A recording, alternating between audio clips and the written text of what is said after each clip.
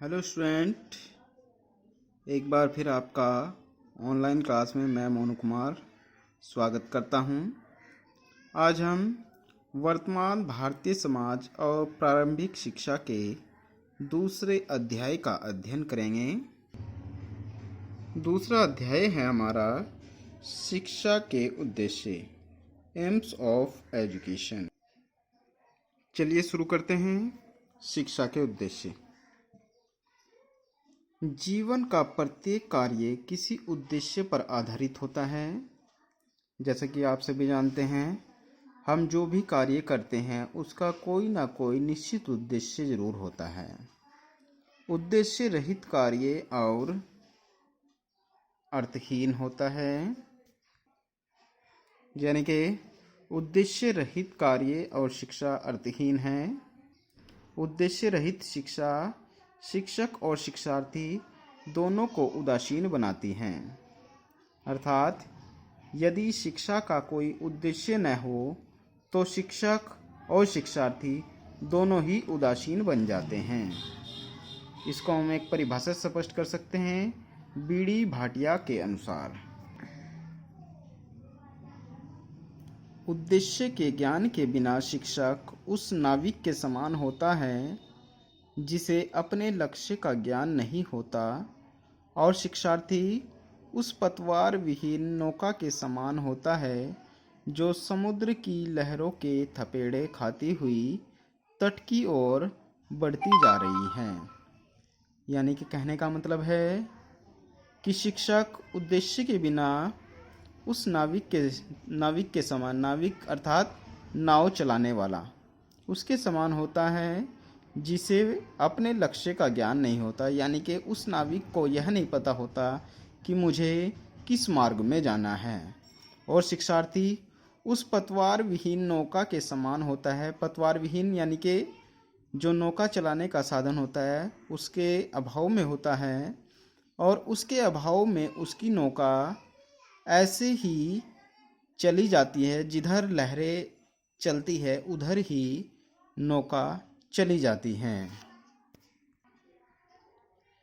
अब हम बात करते हैं शिक्षा के उद्देश्यों के निर्धारक तत्वों की, जो कि निम्नलिखित है। सबसे पहले बात करते हैं जीवन दर्शन। शिक्षा के उद्देश्य जीवन के उद्देश्यों के आधार पर निश्चित होते हैं, और जीवन के उद्देश्यों के निर्धारण में समाज और व्यक्ति के दर्शन का बहुत बड़ा हाथ रहता है। संसार में शिक्षा के विभिन्न उद्देश्य दिखाई पड़ते हैं, क्योंकि विभिन्न लोगों के विचारों और दर्शन में अंतर होता है। यही कारण है कि उद्देश्य के संदर्भ में आदर्शवाद आत्मानुभूति पर बल देता है, और प्रकृतिवाद आत्माभिव्यक्ति पर बल देता है, तथा प्रयोजनवाद सामाजिकता पर बल देता है। इसके बाद बात करते हैं राजनीतिक तत्व की। किसी भी देश में शिक्षा के उद्देश्य उसकी राजनीतिक विचारधारा से प्रभावित हुए बिना नहीं रह सकते। प्रजातांत्रिक देशों की शिक्षा के उद्देश्य अधिनायकवादी और साम्यवादी देशों की शिक्षा के उद्देश्यों के समान नहीं हो सकते। प्रजातांत्रिक देशों की शिक्षा के उद्देश्य लचीले होते हैं और मानव की स्वतंत्रता, समानता व मानव की गरिमा पर बल देते हैं। नंबर 3 बात करते हैं सामाजिक तत्व। व्यक्ति एक सामाजिक प्राणी है। समाज में व्यक्ति का जन्म होता है, समाज में ही उसका पालन पोषण होता है, समाज में ही उसकी शिक्षा दीक्षा होती है, समाज में रहकर ही उसकी आवश्यकताओं की पूर्ति होती है, और समाज में ही उसकी उन्नति और विकास होता है। इसलिए समाज की स्थिति, समाज की आवश्यकताओं और समाज के मूल्यों तथा आदर्शों को आधार बनाकर शिक्षा के उद्देश्य निर्धारित किए जाते हैं। नंबर 4 आर्थिक तत्व। समाज की आर्थिक दशाएं भी शिक्षा के उद्देश्यों के निर्धारण में महत्वपूर्ण भूमिका अदा करती हैं।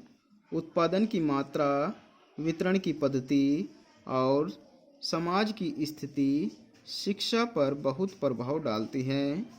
आर्थिक दृष्टि से विकसित राष्ट्र ही शिक्षा के विकास में समर्थ हो सकता है। अतः शिक्षा के उद्देश्यों के निर्धारण में आर्थिक तत्व भी विशेष ध्यान दिया जाता है। नंबर 5, धार्मिक तत्व। धार्मिक विचारधाराएं शिक्षा के उद्देश्यों को पूरी तरह से प्रभावित करती हैं। जिन देशों का कोई राजधर्म होता है, उन देशों के शिक्षा के उद्देश्यों के निर्धारण में उस राजधर्म का विशेष स्थान होता है। यद्यपि भारत जैसे धर्मनिरपेक्ष राज्य का कोई राजधर्म नहीं है, फिर भी विभिन्न धार्मिक विचारधाराएं शिक्षा के उद्देश्यों को प्रभावित करती हैं।